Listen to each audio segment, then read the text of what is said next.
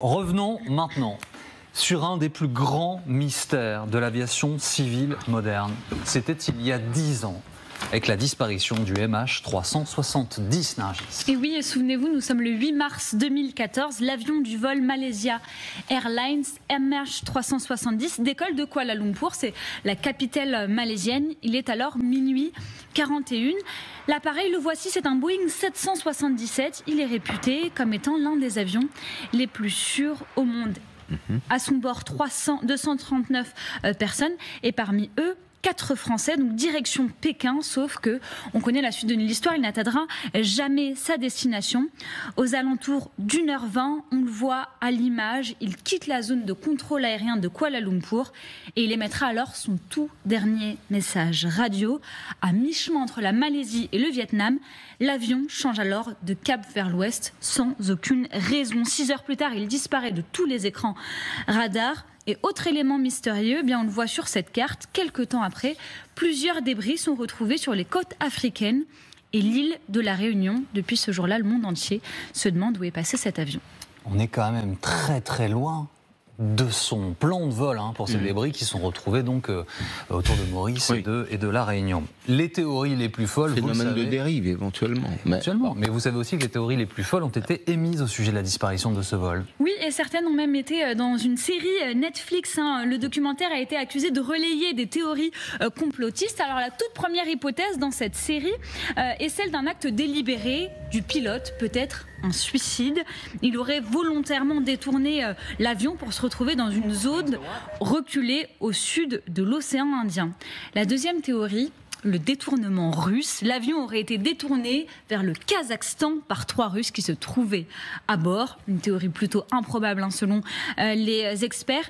Et enfin, la troisième théorie, c'est celle de l'interception américaine.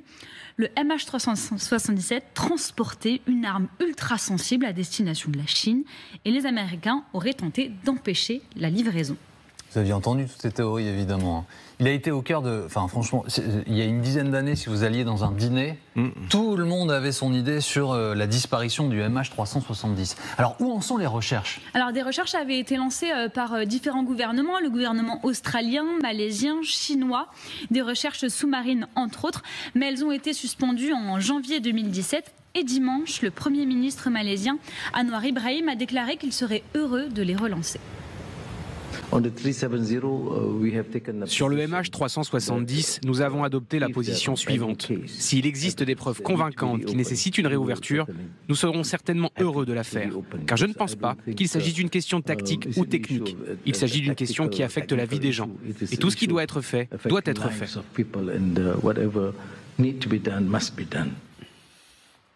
Des recherches importantes aussi et surtout pour évidemment les familles de victimes. On se souvient de ce papa français qui avait perdu et sa femme et ses enfants à bord de ce vol. Et donc les victimes qui attendent encore des réponses 10 ans après. Bien sûr que l'avion peut être retrouvé. C'est une question de temps. Il y a eu des navires perdus qui ont été retrouvés après des centaines d'années. On ne peut donc pas dire que cet avion ne sera jamais retrouvé. La seule option est de mener une recherche active sur la base des informations que nous recevrons ou des améliorations qui auront été apportées aux informations existantes.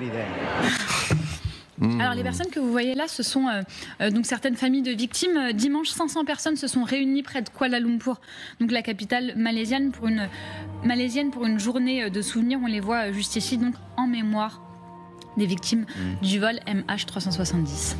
Ce qui a participé, je me tourne vers Pascal qui connaît parfaitement bien l'aviation civile commerciale, ce qui a participé au mystère aussi, Pascal, j'espère ne pas dire de bêtises, c'est que ce vol a disparu dans l'endroit qui est le mieux couvert au monde en termes de radio, l'endroit où il y a le plus de connexions au monde, là, en dessous du Vietnam, et il a disparu. Il a vraiment disparu. C'est quand même extrêmement rare. Enfin, ça n'arrive pratiquement jamais. C'est un cas quasi unique. Alors, il y a toujours la thèse de l'accident, si vous voulez. La thèse d'un avion qui se serait perdu...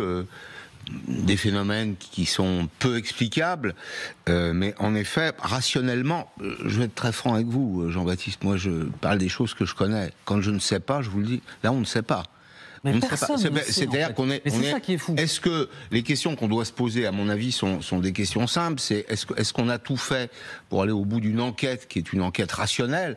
C'est-à-dire que on est parvenu à retrouver des débris du Rio-Paris. Vous vous rappelez ce vol d'Air France qui a disparu? Alors là, il y avait un phénomène qui était connu parce qu'il y avait des écoutes radio.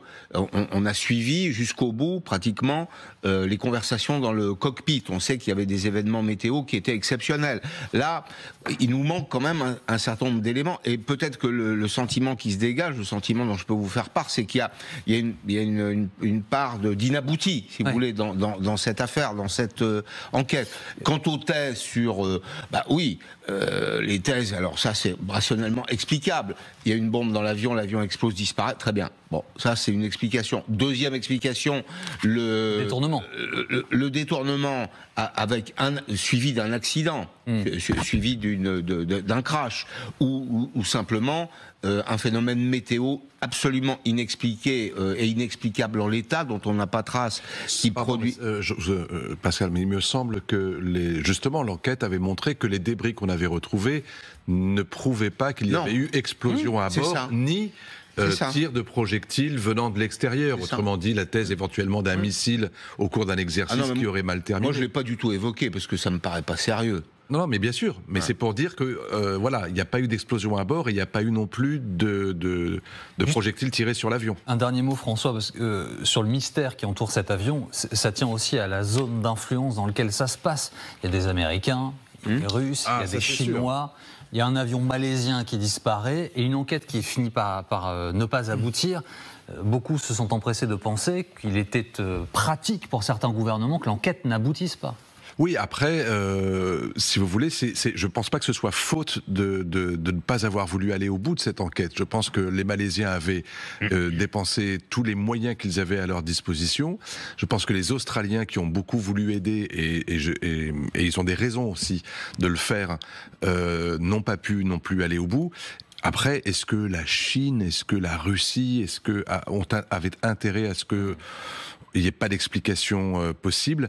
Je ne sais pas. Mais dire que c'est un mystère, c'est pas comme si c'était c'est pas la thèse du complot, c'est pas comme si on avait voulu qu'il y ait un mystère. Je pense qu'il y a un mystère parce que l'enquête n'a pas pu aller au bout, et l'enquête n'a pas pu aller au bout parce que on a fait tout ce qui était humainement possible, et que bien sûr, si les moyens là qui sont mis à disposition maintenant pour repartir, non pas de zéro, mais de repartir de l'endroit où on s'est arrêté, je pense qu'effectivement, il y a peut-être, il y a eu plus de technologie aujourd'hui, n'est-ce pas, Pascal? Oui.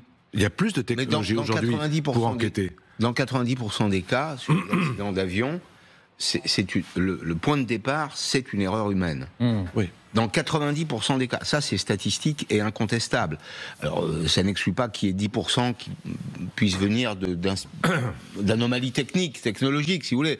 Mais il y a toujours une manifestation humaine au départ.